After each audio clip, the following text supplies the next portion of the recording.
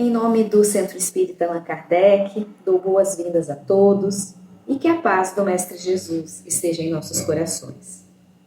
Na semana passada, nós refletimos sobre a primeira parte do capítulo 11 do Evangelho segundo o Espiritismo, em que Jesus nos fala sobre o amor a Deus e o amor ao próximo, sobre dar aos outros aquilo que gostaríamos de receber para nós mesmos. E hoje nós daremos continuidade aos estudos desse capítulo, fazendo uma reflexão sobre o que nos afasta e o que nos aproxima desse amar ao próximo. Mas antes de darmos início à nossa reflexão, convido a todos para uma prece inicial. Vamos elevar os nossos pensamentos ao mais alto, nos conectando com os amigos da espiritualidade maior, que se encontram conosco nesse momento, e sentindo as vibrações de amor, de luz e paz que eles nos trazem, roguemos a Jesus. Mestre querido, aqui estamos mais uma vez reunidos com o objetivo sincero de estudar o seu Evangelho. Que possamos encontrar entendimento e conforto em suas palavras e nos beneficiar desse momento de estudos. Para isso, pedimos as suas bênçãos e que seu amor infinito preencha os nossos corações e ilumine todo o nosso ser, hoje e sempre. Nós aprendemos que Deus nos criou simples e ignorantes e que nós realizamos a nossa evolução espiritual lentamente, ao longo de nossas reencarnações, até nos tornarmos espíritos puros. Portanto, a grande tarefa que se apresenta a todos nós aqui na Terra é a luta diária no combate às nossas imperfeições morais. E em nossa vida terrena, todos nós enfrentamos um grande inimigo que mora dentro de nós mesmos, o egoísmo. E a doutrina espírita nos ensina que o egoísmo é a matriz, a fonte de todos os males do homem, a verdadeira chaga da sociedade. É por causa dele, do egoísmo, que os homens se punem uns aos outros e que o homem se torna lobo do próprio homem. O egoísmo é um defeito de caráter, é o vício mais generalizado na humanidade terrena. Todos nós o temos, em maior ou menor grau. E é o que mais provoca sofrimentos, o que mais nos infelicita. A palavra egoísmo significa aquele que tem o eu como ideologia, aquele que concentra sobre si seus próprios pensamentos e atividades. O egoísmo, ele se assenta na importância que cada um atribui a si próprio e tem a sua raiz num sentimento natural, um instinto de conservação. O ser egoísta coloca sempre seus interesses, opiniões, desejos em primeiro lugar. Mas Deus não criou o homem egoísta.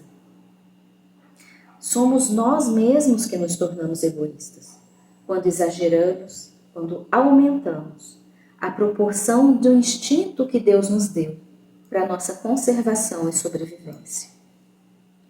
O egoísmo leva a criatura a fixar-se somente em si, a querer todas as vantagens, todos os benefícios para si, sem qualquer cogitação, sem levar em conta qualquer necessidade do outro. O egoísmo desperta na criatura também um apego patológico, doentio, às pessoas, aos bens materiais, às situações. Ele produz frieza emocional, distanciamento dos outros, indiferença. E se nós analisarmos, Jesus nos deu o primeiro exemplo de caridade, enquanto Pôncio Pilatos nos deu o do egoísmo. Porque enquanto Jesus vai percorrer as santas estações do seu martírio, Pôncio Pilatos lava as mãos, dizendo para si próprio: que me importa? E mesmo sabendo que Jesus era inocente, deixa que o conduzam ao suplício, num gesto de total indiferença. E a indiferença é uma das manifestações do egoísmo, porque nos faz voltar as costas para o próximo. O egoísmo, ele está estreitamente ligado ao materialismo, porque essa crença de que tudo acaba para o homem depois da morte faz cessar toda solidariedade. Porque para essa pessoa só importa o bem-estar presente, o aqui, o agora. Então nada se faz em proveito dos outros, é cada um por si durante a vida terrena, porque com ela tudo se acaba. Então a caridade, a fraternidade, a moral ficam sem base alguma, sem nenhuma razão de ser. E o egoísmo não é um mal apenas para a sociedade, é um mal para o próprio indivíduo, porque os egoístas sofrem muito.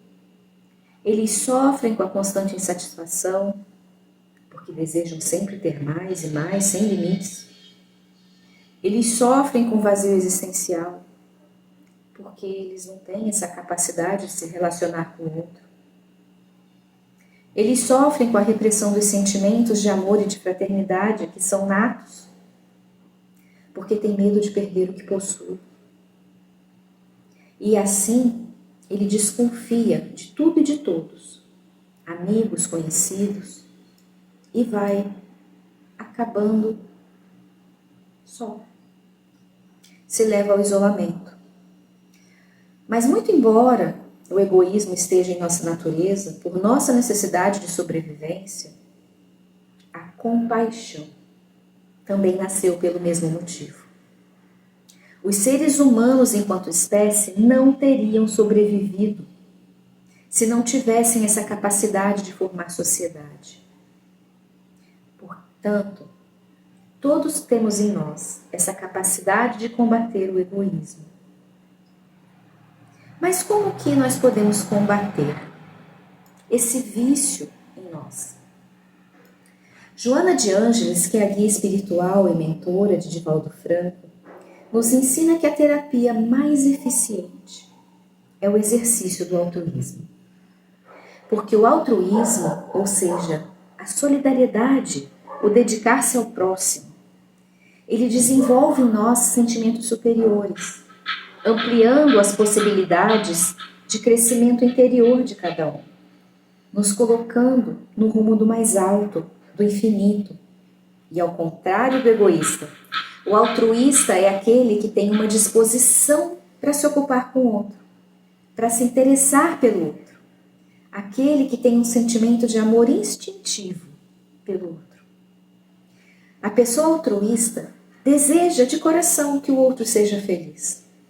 E tudo faz para que esse desejo se realize. E faz sem esperar nada em troca. Nós podemos vencer o egoísmo através da prática desses sentimentos nobres, que ainda são um grande desafio para todos nós. Mas Deus, nosso Pai, criou cada um de nós para a felicidade, para o relacionamento fraterno com o nosso próximo. E Jesus nos ensinou que o maior mandamento de todos é amar a Deus, de todo o nosso coração, de toda a nossa alma. E que o segundo mandamento, ligado a esse, é amar ao próximo como a nós mesmos. Fazer ao próximo aquilo que gostaríamos que fosse feito a nós. Então, fazer pelos outros o que nós gostaríamos que os outros fizessem por nós é a expressão mais completa da caridade, porque resume todos os deveres que nós temos, que cada um de nós tem para com o nosso próximo. E a prática disso leva à destruição do egoísmo. Amor ao próximo. O nosso Divino Mestre foi o exemplo maior desse amor, porque foi ele que nos ensinou: amai-vos uns aos outros, como eu vos amei. E esse amor, esse amar no sentido mais profundo da palavra, é ser leal, respeitoso, buscar aliviar as dores e sofrimentos daqueles que nos rodeiam, é ser justo, é ter compaixão, é poder levar uma palavra de esperança a quem precisa de conforto. Isso é amor. E amar ao próximo é uma condição para nos elevarmos a Deus. Amar ao próximo é ser caridoso. Porque a caridade nada mais é do que o amor em ação.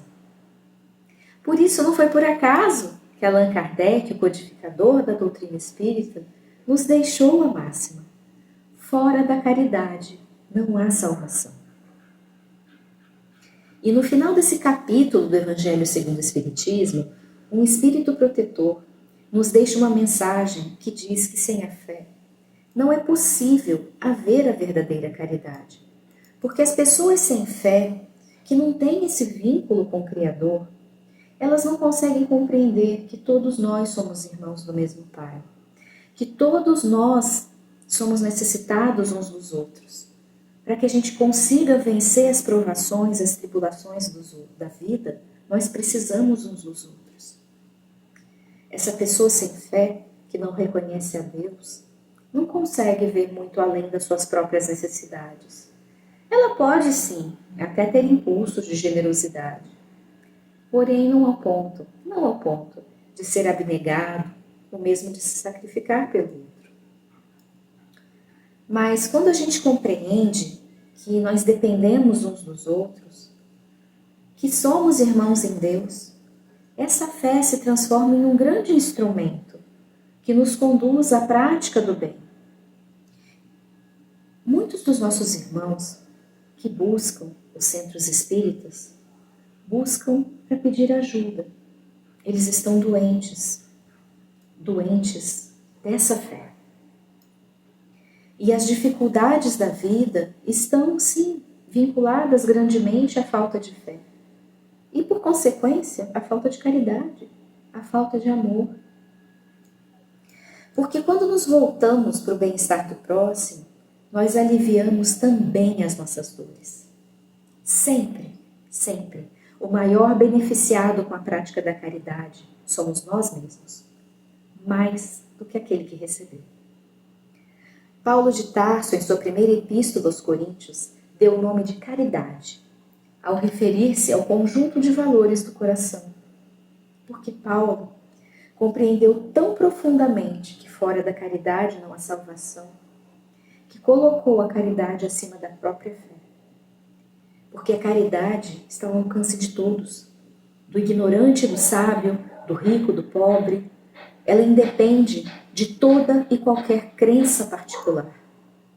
Em sua epístola, Paulo diz assim: se eu falar as línguas dos homens e dos anjos e não tiver caridade, sou como o metal que soa ou como o sino que tine. E se eu tiver o dom da profecia e conhecer todos os mistérios e tudo quanto se pode saber, e se eu tiver toda a fé, até o ponto de transportar montanhas, e não tiver caridade, não sou nada. E se eu distribuir todos os meus bens em sustento dos pobres, e se entregar o meu corpo para ser queimado, se todavia não tiver caridade, nada disso me aproveita. A caridade é paciente, é benigna, a caridade não é invejosa, não obra temerária nem precipitadamente, não se ensoberbece, não é ambiciosa, não busca seus próprios interesses, não se irrita, não suspeita mal, não folga com a injustiça, mas com a verdade. A caridade tudo tolera, tudo crê, tudo espera, tudo sofre. A caridade nunca, jamais há de acabar. Então, o verdadeiro cristão se distingue dos demais pelo muito que consegue amar o seu próximo. Mas e quando esse próximo é um malfeitor? Aí a coisa fica muito mais difícil para nós. Como podemos amar aquele que pratica o mal, a injustiça, falta com a verdade, com a ética? Como amar o desonesto, o violento, o criminoso? Jesus nos disse: não são os sãos que precisam de médico, mas os doentes. Os malfeitores nada mais são do que doentes da alma. assim como somos todos nós. Somos todos doentes da alma, em maior ou menor grau. Porque se fôssemos perfeitos e de alma pura, certamente não estaríamos aqui nesse planeta. Estaríamos habitando planos superiores. Não é a pessoa sã que precisa de médico, mas o doente. É o doente quem mais precisa da nossa caridade. Por isso temos que procurar retribuir o mal com o bem. É como diz o ditado, fazer o bem sem olhar a quem. Porque afinal, que mérito há em fazer o bem a quem nos ama? Isso é fácil. O difícil é conseguir ser caridoso com o criminoso, com o malfeitor. Nós não precisamos amar, mas podemos exercer a caridade. E a caridade pode ser feita tão somente não julgando seus atos, levando uma mensagem que poderá conduzi-lo a uma reflexão, a uma regeneração, a uma melhora. Podemos ainda visitar presídios, levar uma palavra de consolo, mas se não temos essa disposição, podemos também fazer algo muito mais simples e muito eficaz. Podemos orar por eles. Podemos incluir os malfeitores, os criminosos, em nossas orações. Eles podem ser tocados pelo arrependimento, se orarmos com fé. E assim como o Pai tem misericórdia para conosco, cada vez que caímos em falta com as suas leis divinas, os malfeitores, a eles também será concedido o perdão e a misericórdia, se arrependerem. Lembremos que são também filhos de Deus, tanto quanto nós, que são nossos irmãos, tanto quanto nosso irmão, que nasceu do nosso sangue, do mesmo sangue que nós. Lembremos que todos somos filhos de Deus, independente de nossos atos. E lembremos ainda do que Jesus nos disse: a quem muito foi dado, muito será cobrado.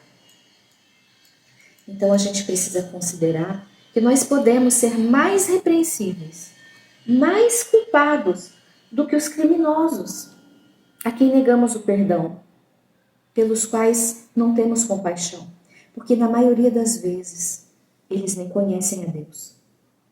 E assim sendo, lhes será pedido muito menos do que a nós. Não julguemos, porque a gente sabe que nós seremos julgados com a mesma severidade com que julgarmos nossos irmãos. E sem a caridade, sem a compaixão que nós podemos oferecer, sem a bondade de tantas almas nobres, o malfeitor demoraria muito mais para se renovar. Então, devemos sim prestar socorro a quem quer que seja, ao inimigo, ao criminoso, ao malfeitor, tanto quanto prestaríamos a um homem de bem. O mal só desaparecerá da terra quando aprendermos a ser verdadeiramente irmãos, obedecendo os ensinamentos de Jesus, não estabelecendo diferenças entre nós e não desprezando ninguém. Vivendo em harmonia, como filhos do mesmo Pai. Só assim seremos felizes. Que Jesus e nossos amigos espirituais nos sustentem nessa fé. Que eles nos concedam oportunidades para praticarmos a caridade e que nós não fechemos os olhos a essas oportunidades. Que nós abracemos esses momentos e com a alma nobre, elevada, prestemos socorro a quem precisa, aquele que realmente está doente. Que o Mestre Jesus nos ampare em nossa caminhada, nos auxilie em nossa jornada e que nós possamos um dia amar ao próximo como a nós mesmos. Fiquem com Deus e que o Mestre Jesus permaneça sempre em nossos corações.